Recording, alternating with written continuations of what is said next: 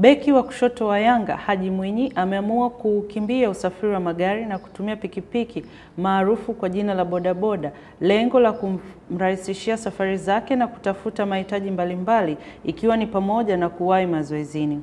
Haji ambaye anaishi Tabata Chama jijini Dar es Salaam hutumia bodaboda hiyo na mchezaji mwenzake ambaye ni kiungo wa Yanga Said Juma Makapu ambaye ndiye alichanga naye pesa na kununua bodaboda hiyo.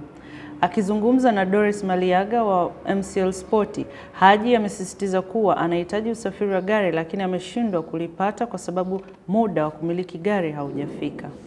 Ninakuona huko kwenye pikipiki. Huo usafiri ni wa kwako? Usafiri ni wa kwetu mimi na Said.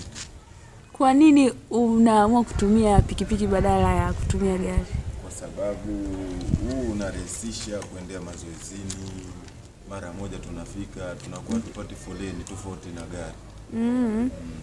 Kwa hiyo lakini una mpango wa kununua gari? Nina mpango wa kununua gari inshallah. Eti.